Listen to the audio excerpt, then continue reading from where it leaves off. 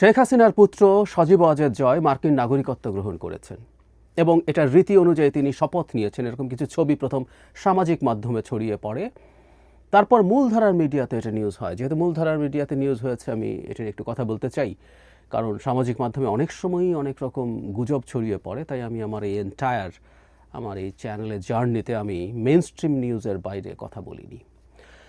তো যাই হোক, আমরা ধরে নিচ্ছি তিনি নাগরিকত্ব নিয়েছেন এবং সেটা বেশি বড় ব্যাপার না। এটাকে আমরা কেউ ওভার এস্টিমেট করছি এবং সেটা করা ঠিক কিনা। ওভার এস্টিমেট করছি কেন বলছি, আমরা কেউ এর মাধ্যমে আওয়ামী লীগের শেষ দেখে ফেলছি এবং ঘটনাচক্রে তার এই শপথ নেওয়াটা আওয়ামী লীগ নিষিদ্ধের ঠিক ওই দিন বা একদিন পরে এরকম হয়েছে। সো দুটাকে কোরিলেট করে অনেকে বলছেন যে আওয়ামী লীগের নিষিদ্ধ হওয়ার সাথে সাথেই এই ব্যাপারটা ঘটলো। তবে এই প্রসিডিউরাল তো একটা দিক আছেই এবং কেউ ধারণা করেন যে এই প্রসেসটা তিনি 5 আগস্টের পর থেকে শুরু করেছেন। মানে তার আগে থাকার বৈধতা ছিল, বৈধ কাগজপত্র ছিল, কিন্তু তিনি নাগরিক ছিলেন না। অনেকে এটা করেন যে বৈধ কাগজপত্র রেখে দেন কিন্তু নাগরিকত্ব নেন না। নাগরিকত্ব না নিয়েও বৈধভাবে যেহেতু থাকা যায়, অনেকে এটুকু রাগঢাক করেন। আবার কেউ প্রয়োজন এবং পরিস্থিতি অনুযায়ী এটা করেন। সজীব ওয়াজেদ জয় মার্কিন নাগরিকত্ব নেওয়াকে আওয়ামী লীগের শেষ হিসাবে কেন দেখা হচ্ছে?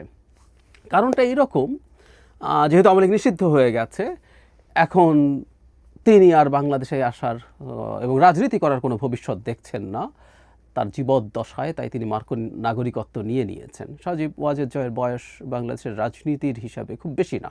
তার বয়স বাংলাদেশের সম্ভবত স্বাধীনতার সমান।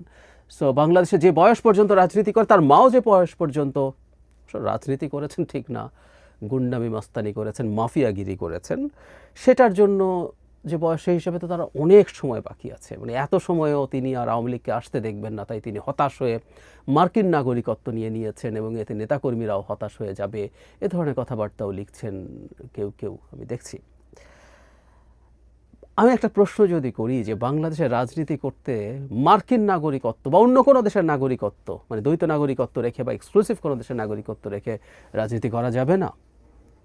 করা যায়নি। বাংলাদেশে শেখ হাসিনার সময় এটা তো সংবিধান অনুযায়ী একেবারেই হারাম। দ্বৈত নাগরিকত্ব নিয়ে মানে একক তো প্রশ্নই আসে না, দ্বৈত নাগরিকত্ব নিয়েও, মানে আপনার বাংলাদেশি নাগরিকত্ব আছে, তার সাথে আরেকটা দেশের নাগরিকত্ব আছে, সেটা নিয়ে আপনি সংসদ সদস্য হতে পারেন না, মন্ত্রী হতে পারেন না, বাংলাদেশের সুপ্রিম কোর্টের বিচারক হওয়া যেত। যাই হোক, তো এগুলো সবই তো হয়েছে, বহু মানুষ হয়েছে। কি বাধা ছিল তাতে? কোনো বাধা ছিল না। কেউ বলতে পারেন যে অনেকটা তো আমরা জানতাম না, ওয়াইড স্প্রেড ছিল না, সেই কারণে এটা নিয়ে তেমন কথাবার্তা হয় নাই। কিন্তু ওনাটা তো জেনে গেল, ফলে তার পক্ষে আর ফিরে আসা যাবে কিনা? উত্তর হচ্ছে যাবে। আওয়ামী লীগ যদি ফিরে আসার পরিস্থিতি হয়, সজীব ওয়াজেদ জয় এই মার্কিন নাগরিকত্ব নিয়ে ফিরে আসবেন এবং এই দেশের তাদের লোকজন তাকে মাথায় তুলে নাচবে, কোনো রকম কোনো সন্দেহ নেই। এবং যদি অতি প্রয়োজন হয় তিনি সেটা সারেন্ডারও করে আসতে পারেন, সেগুলো অন্য আলোচনা। সুতরাং এটা দিয়ে এটাকে ওইভাবে দেখার কিছু নেই আমি মনে করি। যারা সজীব ওয়াজেদ জয় কেন এটা নিয়েছেন সেটার এক ধরনের ব্যাখ্যা পাওয়া যেতে পারে। আমরা খেয়াল করেছি ডোনাল্ড ট্রাম্প শুধুমাত্র বৈধ কাগজপত্র থাকলেই চলছে না, তিনি তার যে নতুন ইমিগ্রেশন পলিসি তৈরি করছেন তাতে তিনি বৈধ কাগজ আছে এরকম মানুষজনকেও তাদের দেশে ডিপোর্ট করছেন। এটা তার জেনারেলাইজড একটা চিন্তা। তিনি চান যত কম ইমিগ্রেন্ট তার দেশে থাকে তত ভালো। এটাই তার তো নির্বাচনের ক্ষেত্রে গুরুত্বপূর্ণ ক্যাম্পেইন ছিল, প্রতিশ্রুতি ছিল, এবং এটাই তার রাজনীতি। তিনি যে শ্বেতাঙ্গ শ্রেণীটাকে টার্গেট করেছেন তাদের কাছে এগুলোর ভ্যালু আছে। সো আমরা বহু রকম দেখেছি যে বৈধ লোকজনকেও, অবৈধ তো বটেই, বৈধ লোকজনকেও ধরে তিনি তাদের নিজস্ব দেশে পাঠিয়ে দিচ্ছেন। বোধ করি ট্রাম্প ক্ষমতায় আসার পর থেকেই ঘটনাচক্রে এটা শেখ হাসিনার পতনের পরই হয়েছে, তিনি দায়িত্বে এসছেন, এরপর থেকেই এই পরিস্থিতিটাকে থেকে বাঁচার জন্যই জনাব সজীব ওয়াজেদ জয় এই স্টেপটা নিয়েছেন। আবারও বলছি, আমি ধরে নিচ্ছি উনি এটা করেছেন।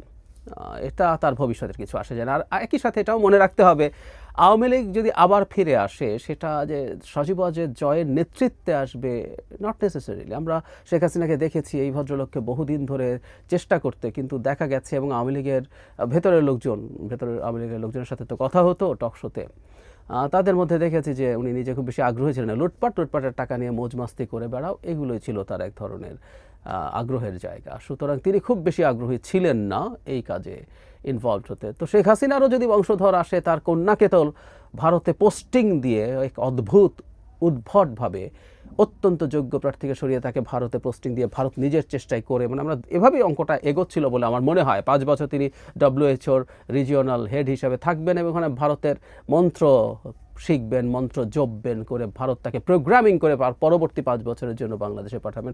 সো সাইমা ওয়াজেদ পুতুল তো রয়েই গেলেন। তাছাড়াও তো ওদের অন্য ক্ল্যান আছে, শেখ রাহিয়ানার ক্ল্যান, তারা আসতে পারে।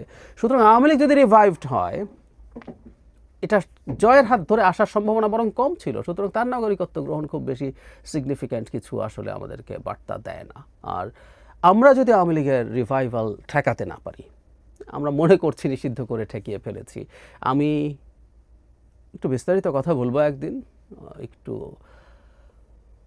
বলবো কি বলবো না ভাবছিলাম, কিন্তু আমি আওয়ামী লীগের রিভাইভাল আমরা যত দেরি ভাবছিলাম হবে, আমি আওয়ামী লীগের রিভাইভাল ইভেন তার চাইতে আগে দেখতে পাচ্ছি। কারণ এটা আমাদের এক ধরনের সামষ্টিক ব্যর্থতা তৈরি হচ্ছে। সেই সামষ্টিক ব্যর্থতা কেন এবং রিভাইভাল কেন হতে পারে আমাদের এক্সপেক্টেড টাইমেরও আগে, সেটা নিয়ে আরেকটা ভিডিওতে কথা বলবো।